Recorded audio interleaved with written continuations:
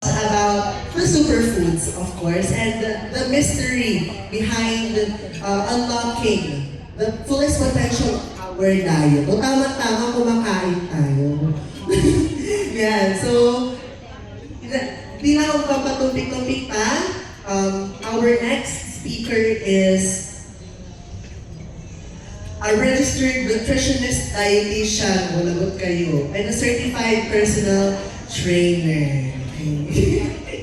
Coach, ha? Muna paluwas sa kinain. Charot. So, without further ado, let me introduce you to Coach Shay Castillo. Let's give her a warm round of applause, please.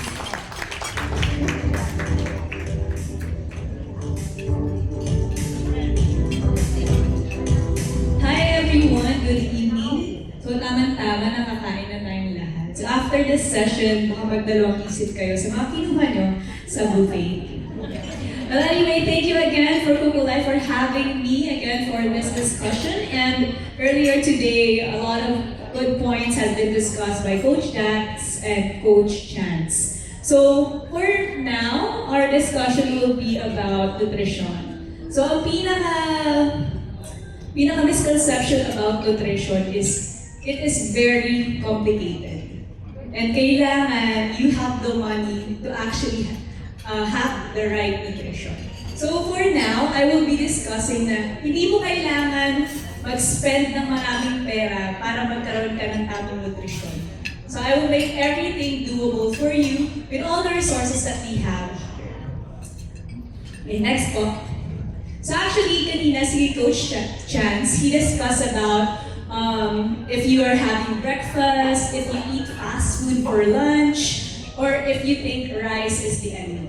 So I will repeat this question again. So I think all of us have encountered this, and ginawa na rin natin to in our everyday lives. So ayun, minom lang ng kape bago pumasok.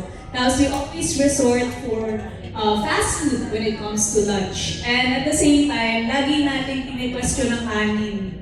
Masama ang kanin, nakakataba ang kanin. So with this mindset, hindi siya sustainable. At the same time, we are missing a lot. And we are missing a lot of nutrients that our body needs. So for today, we will try to dive in on how to shift that mindset into more doable nutrition. Okay, next one. So why nutrition matters? Like what Coach Chance mentioned a while ago, heart health, diabetes prevention, and hypertension all leads to the food that you eat. So it always starts kung ano yung kinakain mo ngayon, kung anong kinakain mo everyday. Because these simple habits create something in our body. It nourishes or it does not nourish it. So kailangan maging mindful tayo with all of the things that we eat every day. So nutrition today means less medicine tomorrow. So ang pagkain na kinakain natin ay yung usual naman na laging ina-observe. Every time na nagpapacheck tayo ng dugo, pag mataas ang LDL, mataas ang HDL, mataas ang cholesterol, doon nakikita kung ano talaga yung kinakain nyo everyday. So lalo na pag FBS or HbA1c, ibig sabihin for the past 3 months, you've been eating a lot of sugar or high processed foods. So doon lagi na re-resort. Ano bang kinakain everyday? Yung mataas ang uric acid mo, ganun. Okay, next one. So here are some nutrition essentials. So I will not really go technical about this, but this is a good thing to know every time you eat.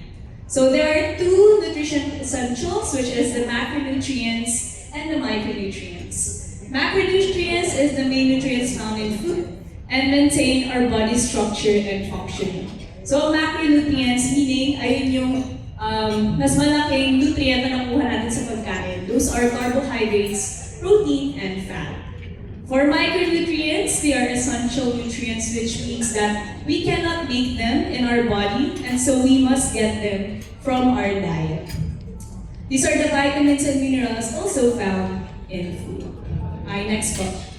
So here are the macronutrients. Ito yung lagi nating sinesearch, ito yung lagi natin nakikita when it comes to nutrition facts. Carbohydrates, protein, and fat. So for carbohydrates, ito yung lagi nating naririnig na masama ang carbs. So guys, there are two types of carbs. One is simple carbs and second is complex carbs. So ang simple carbohydrates, this is the carbohydrates that gives us quick energy.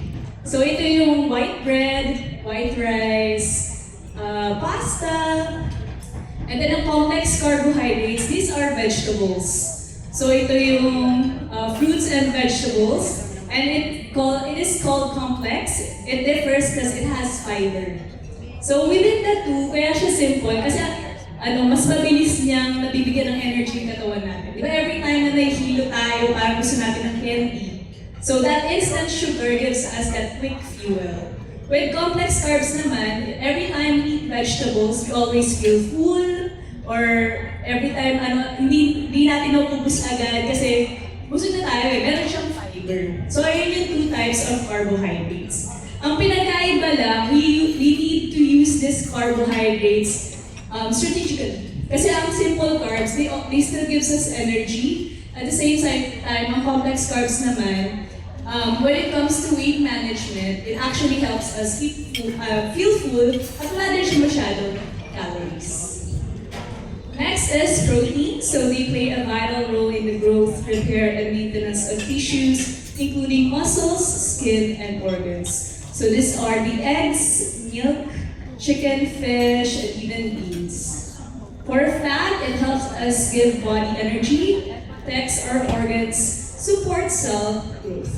So with protein and fat, these are really needed in our body, especially for fat. Hindi naman organ fat katawan natin is actually, we do have fats, but we also need to get healthy fats from different foods kasi they transport nutrients in our body. So ay pinatawag natin fat-soluble vitamins. So we also need fat in our diet. Next po.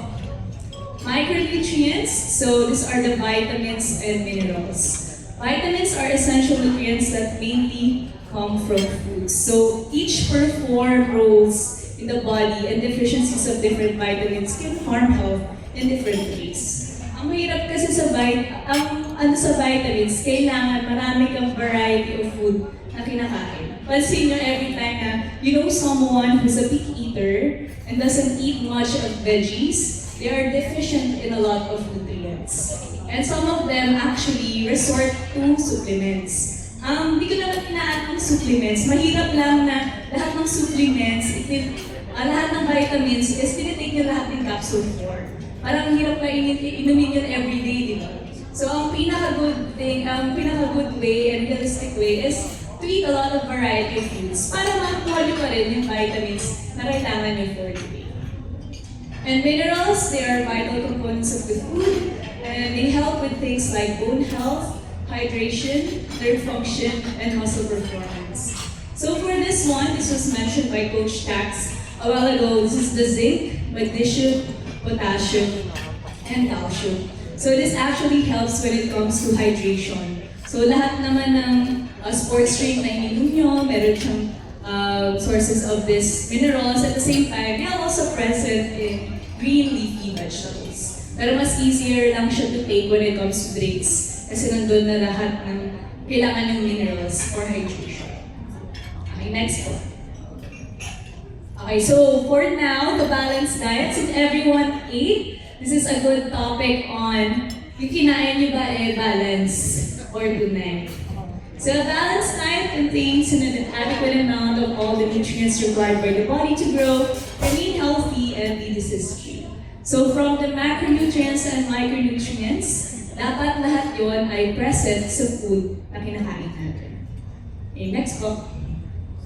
Yeah, so easiest way, based from FNRI, Health Institute, they actually make a healthy plate para hindi yung mga taong hindi sanay mag-count ng calories or they feel it is very tasky for them to do. They actually develop different plates from different ages. So for this one, this is for adults, 90 to 59 years old. Pinakamaganda naman sa pagkain ng Pinoy is lahat ng vegetables at protein nasa isang putahe na. So within this one, may magandang portion na siya ng meat, ng carbs, ng vegetables, and also food. And then 8 glasses of water a day. So, itong plate ba na to na-achieve nyo today? Or more than that? Diba? Okay, next one.